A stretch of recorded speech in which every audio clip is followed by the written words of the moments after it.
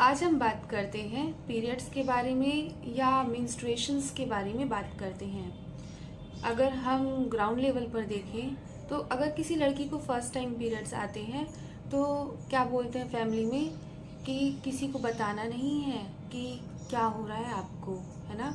ये बातें किसी को बताई नहीं जाती, है ना। लड़कियों की बात है, केवल लड़कियों तक ही रखो। और क्या होता है कि हमारे शरीर में हर महीने गंदा खून जो होता है वो बाहर निकल जाता है और इस तरीके से हमारे शरीर का शुद्धिकरण हो जाता है।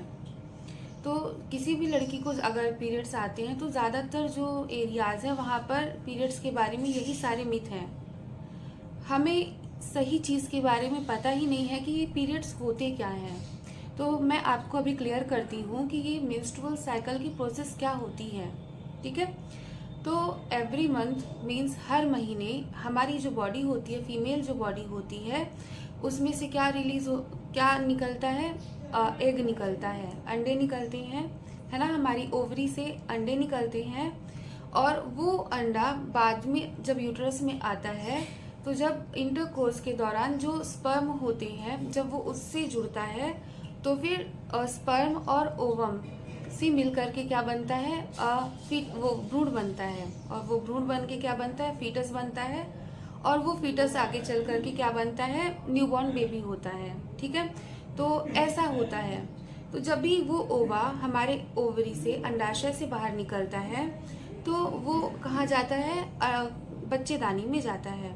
तो हमारे बॉडी का ये नेचुरल प्रोसेस है कि जब भी एग आता है तो हमारा जो बच्चेदानी होता है वो उस अंडे को प्रॉपर पोषण देने के लिए, न्यूट्रिशन देने के लिए बच्चेदानी में ब्लड सप्लाई बढ़ जाती है, नई नई रक्त कोशिकाएं बनने लगती हैं।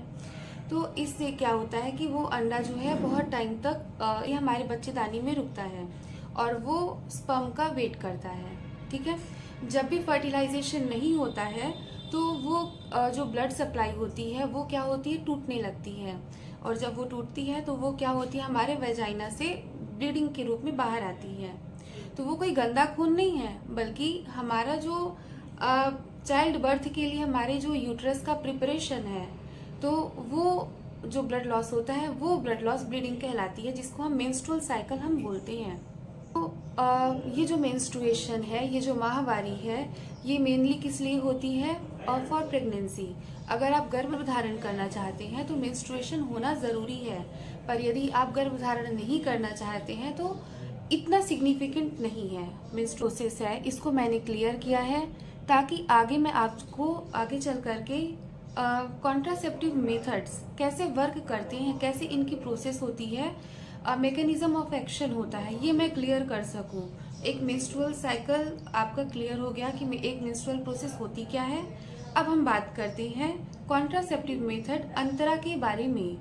तो अभी हम बात करते हैं ये अंतरा इंजेक्शन के बारे में बात करते हैं।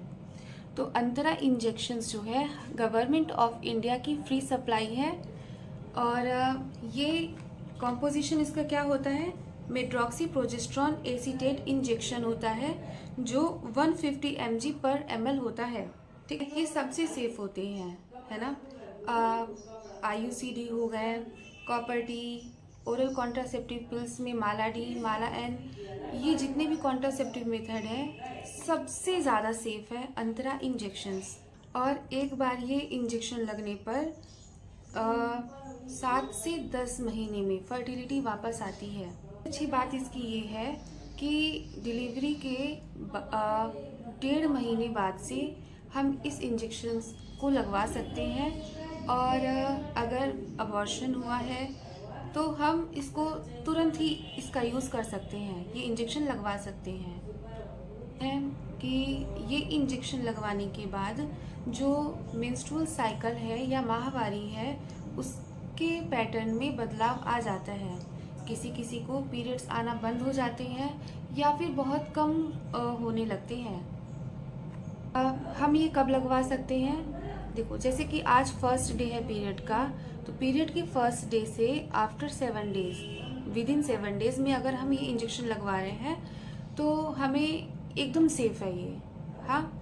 लेकिन अगर 7 दिन के बाद हम लगवा रहे हैं ये इंजेक्शन तो हमें कोई दूसरा कॉन्ट्रासेप्टिव इसमें यूज़ करने की ज़रूरत है फॉर 7 दिन के। और अगर 7 दिन के बाद हम यूज़ कर रहे हैं तो हमें एक अल्टरनेट कॉन्ट्रासेप्टिव मेथड यूज़ करने की ज़रूरत पड़ेगी फॉर 7 डेज। ये लगी कि डिलीवरी के तुरंत बाद कई महिलाओं को 6 महीने तक, साल भर तक या किसी को 1.5 साल तक जो है पीरियड्स वापस नहीं आते हैं। तो फिर एक सवाल रहता है कि कहीं वापस से प्रेगनेंसी ना हो जाए, अनएक्सपेक्टेड प्रेगनेंसी। और अगर हम कोई कॉन्ट्रासेप्टिव मेथड यूज़ करना चाहें तो कौन सा मेथड यूज़ कर सकते हैं? तो उस टाइम पर सबसे ज़्यादा ट्रस्टेड कौन सा मेथड है? ये अंतरा इंजेक्शन। 6 सप्ताह के बाद से हम इस इंजेक्शन को लगवा सकते हैं।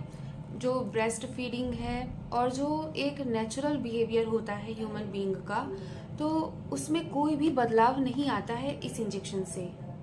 इंजेक्शंस को कब कब लगवाना चाहिए?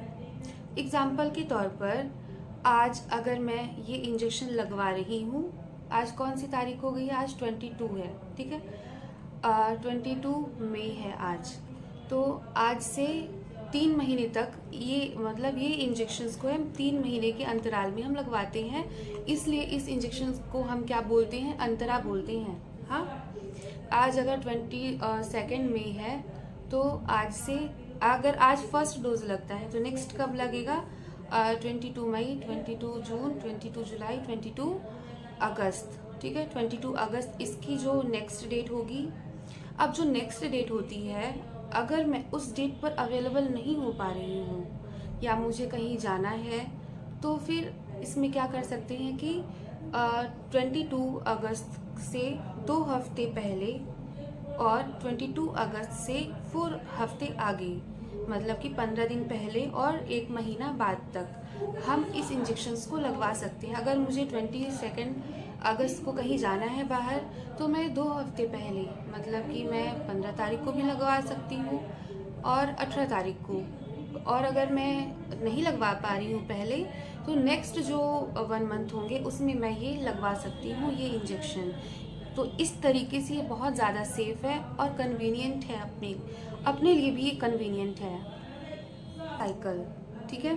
तो ये जो अंतरा इंजेक्शन है, ये हमारे बॉडी में हार्मोनल चेंजेस कर देता है। हार्मोनल चेंजेस होने के कारण जो एस्ट्रोजन और प्रोजेस्टेरॉन हार्मोन्स हमारी बॉडी में निकलते हैं, तो वो एस्ट्रोजन कम हो जाता है और प्रोजेस्टेरॉन बढ़ जाता है। प्रोजेस्टेरॉन के बढ़ जाने से क्या होता है? मेंस्ट्रुअल साइकिल जो है वो बदल जाती है, चेंज हो जाती है। तो इस इंजेक्शन के कुछ साइड इफ़ेक्ट भी हैं, जैसे कि वेट गेन होना, वज़न बढ़ जाना, 1 से 2 किलो साल भर में अगर बढ़ गया, और सिर में दर्द होना या हड्डियों में दर्द होना, ये इसके कुछ कॉमन साइड इफ़ेक्ट होते हैं। लेकिन सबसे अच्छी बात ये है कि ये इंजेक्शन सबसे सेफ़ है और सबसे इफ़ेक्टिव है, और ज़्यादा से ज़्यादा महिलाओं को इस इंजेक्शन को लगवाना चाहिए और फैमिली प्लानिंग में अपना भी सहयोग देना चाहिए।